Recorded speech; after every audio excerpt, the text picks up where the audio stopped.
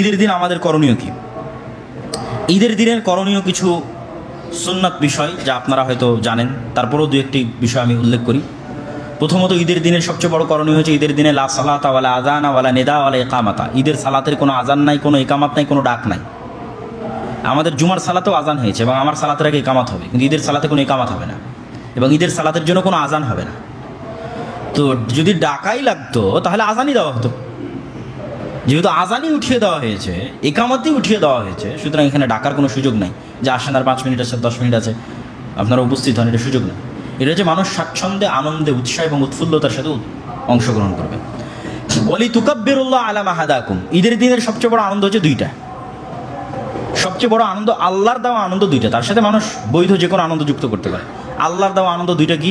একটা হচ্ছে মানুষ আল্লাহর বড়ত্ব এবং মহত্ব ঘোষণা করবে, ওয়ালি তুকাব্বিরুল্লাহ, যাতে তোমরা আল্লাহর তাকবীর পাঠ করতে পারো। তো আল্লাহ সুবহানাহু ওয়া তাআলার যে তাকবীর রাসূল সাল্লাল্লাহু আলাইহি ওয়াসাল্লাম শিখিয়ে দিয়েছেন, সেই সুন্নাত পদ্ধতিতে ঈদের দিনে তাকবীর পাঠ করা হচ্ছে ঈদের সবচেয়ে বড় আনন্দের উৎস।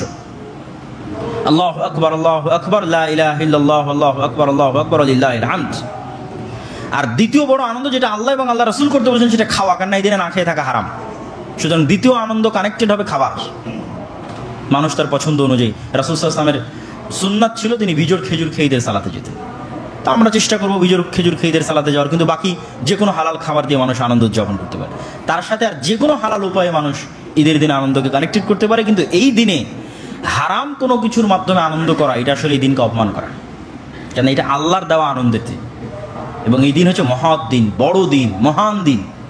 তাহলে আল্লাহর দেওয়া একটা বড়, মহৎ এবং মহান দিনে আপনি আল্লাহরই বিধানকে লঙ্ঘন করছেন, তাহলে এটা একই সাথে দুইটা গুনাহ হচ্ছে। একটা তো যে হারাম কাজটা করছেন সেটার গুনাহ, আর একটা যেটা বড় মহান দিনের পবিত্রতাকে লঙ্ঘন করার গুনাহ। কিন্তু আমাদের ইয়াং জেনারেশন তো সেই জিনিসটা বোঝে না। তাদের কাছে ঈদের আনন্দ মানে গান বাজনা, বেহায়াপনা, বেলিল্লাপনা, বেপর্দা।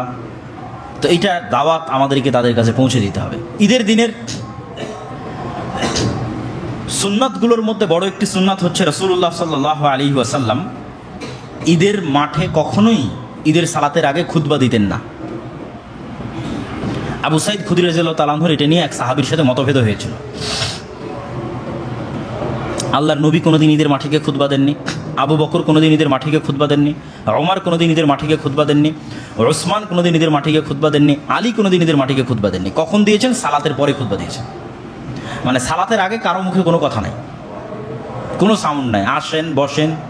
কিন্তু আমাদের গ্রামগঞ্জে সব জায়গায় দেখবেন যে ঈদের মাঠে ঈদের সালাতের আগে কে চেয়ারম্যান, কে মেম্বার, কে অমুক দলের নেতা, কে অমুক দলের সভাপতি, সেক্রেটারি, সব ডাকাত, চোর, বাটপার, লুটেরারা এসে মাইক ধরে 5 মিনিট 10 মিনিট করে কথা বলবে।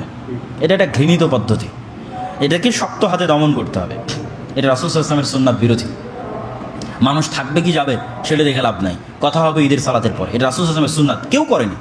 আবু বকর, ওমর, ওসমান, আলী কেউ করেননি। সবাই আগে ঈদের মাঠে গিয়ে আগে ঈদের সালাত আদায় করেছে। ঈদের সালাতের সময়ের ক্ষেত্রে রাসূলুল্লাহ সাল্লাল্লাহু আলাইহি ওয়াসাল্লাম ঈদুল আজহা করতেন দ্রুত, আর ঈদুল ফিতর করতেন একটু দেরিতে। দুটার পিছনে রহস্য আছে। ঈদুল আজহা দ্রুত করতেন কেন? দ্রুত ফিরে এসে পশু প্রাণী জবাই করতে হবে, দেরি করা যাবে না। আর ঈদুল ফিতর দেরি করতেন কেন? ওই যে ফিতরা ঈদের সালাতে যাওয়ার আগেই পৌঁছে দিতে হবে। তো তাতে যদি মানুষের কোনো কাজ কর্ম কিছু বাকি থেকে থাকে ফিতরা কেন্দ্রিক পৌঁছে দেওয়ার, তো সে সেটা পৌঁছে দিয়ে বন্টন করে বা বের করে তারপরে সেই ঈদের সালাতে আসো। সুতরাং একটু দেরিতে হলে সমস্যা নেই। স্বাভাবিকভাবে সূর্য ওঠার কিছুক্ষণ পরপরই রাসূলুল্লাহ সাল্লাল্লাহু আলাইহি ওয়াসাল্লাম ঈদের সালাত আদায় করতেন, যেটা এখনও সৌদি আরবে কালচারালি ফলো করা হয়। তারা ঈদের সালাতের জন্য একদম ফজরের সালাতের সময় বের হয়ে যায়। আলাদাভাবে ঈদের সালাতের জন্য কেউ বের হয় না, ফজরের সালাত আদায় করে বসে থাকে ঈদের সালাতের জন্য। সূর্য ওঠার কিছুক্ষণ পর ঈদের সালাত আদায় করে। ঈদের সালাতের সাথে জরুরি আর একটা কর্তব্য কি? মেয়েদের ঈদের সালাতে উপস্থিত হওয়া। স্পষ্ট হাদিস যে রাসূলুল্লাহ সাল্লাল্লাহু আলাইহি ওয়াসাল্লাম উমিরনা আন নুখরিজা, আমরা, উম্মে আতিয়া বলছেন, আমরা রাসূল সাল্লাল্লাহু আলাইহি ওয়াসাল্লাম কর্তৃক আদিষ্ট হয়েছি যে আমরা আমাদের মেয়েদেরকে ঈদের সালাতে নিয়ে যাব। এমনকি ঋতুবতী মেয়েদের ঈদের সালাতে নিয়ে যাব। ওয়ালিয়াশহাদনাল খায়রা ওয়া দাওয়াতাল মুমিনিন, তারা ঈদের সালাতে গিয়ে সালাত আদায় করবে না, তবুও মাঠে যাবে। এমনকি রাসূলুল্লাহ সাল্লাল্লাহু আলাইহি ওয়াসাল্লাম বলছেন, কারো যদি কাপড় না থাকে, ইযা লাম ইয়াকুন লাহা জিলবাবুন আল্লাহ তাখরুজা, তার কোনো চাদর নাই, বোরখা নাই যেটা পরে বের হবে, লিতুল বিসাহা সাহিবাতুহা মিন জিলবাবিহা, তাহলে তার বান্ধবী, তার পাড়া প্রতিবেশী তাকে যেন চাদর দেয়, তাকে যেন বোরখা দেয়, সে ধার করে হলো ঈদের মাঠে উপস্থিত হবে। এটা মূলত আল্লাহ সুবহানাহু ওয়া তাআলার বড়ত্ব এবং মহত্ব প্রকাশ করার এক বিশাল সমাগম। এই জন্য ঈদের মাঠ না ভাঙ্গা ভালো, ঈদের মাঠ বড় হওয়া ভালো, ঈদের জামাত বড় হওয়া ভালো। এখানে একটা ঈদের মাঠ, তারপরে তার পাশে আরেকটা, তার পাশে আরেকটা, এরকম না হওয়া ভালো। হারাম এটা বলছি না, কিন্তু মূল যে মাকসাদ ঈদের সালাতের, সেটা প্রকাশ করার জন্য জমায়েত বড় হবে তত। যেমন একটা দল যদি মিছিল আয়োজন করে, সমাবেশ আয়োজন করে, তাহলে সে দেখাতে চাইবে যে প্রকাশ্য ফিল্ডে তার কত লক্ষ লক্ষ মানুষ উপস্থিত হয়েছে। তো এইটা কিছুটা মুসলমানদের ওই আনন্দ সমাবেশের মতোই, আনন্দ মিছিলের মতোই, কিন্তু এটা কোনো ব্যক্তির জন্য হচ্ছে না, কোনো দলের জন্য হচ্ছে না, এটা আল্লাহর জন্য।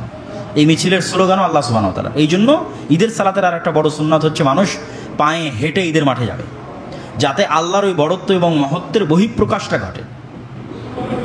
যে সবাই পায়ে হেঁটে, হাজার হাজার মানুষ পায়ে হেঁটে ঈদের মাঠের দিকে যাচ্ছে এবং মুখে আল্লাহ সুবহানাহু ওয়া তাআলার বড়ত্ব বর্ণনা করছে, এবং নারী পুরুষ সবাই ঈদের মাঠে উপস্থিত হয়েছে, বিশাল বড় গণজামায়াত, আল্লাহর শুকরিয়া আদায় হচ্ছে, আল্লাহর তাকবীর পাঠ হচ্ছে। এটা হচ্ছে ঈদের মূল বড়ত্ব এবং মহত্ব। এটা শুধু আমি আজকে বের করে বলতেছি তা না, এটা শাহুলিল্লাহ মুহাদ্দিস দেহলভী হুজ্জাতুল বালিগার মধ্যে বলেছেন, শাইখুল ইসলাম ইবনে তাইমিয়া রাহিমাহুল্লাহ বলেছেন, সবাই বলে গেছেন যে ঈদ কেন্দ্রিক সকল বিধিবিধান, হুকুম, আহকামকে একত্রিত করলে এটা নিশ্চিত বোঝা যায় যে ঈদের মূল রহস্য হচ্ছে এটা।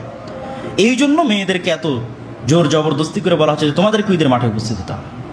এই জন্য যেখানে যে মাঠে ঈদের সালাতের ব্যবস্থা নেই মেয়েদের, সেখানে জরুরি ভিত্তিতে তাদের ঈদের সালাতের ব্যবস্থা করতে হবে।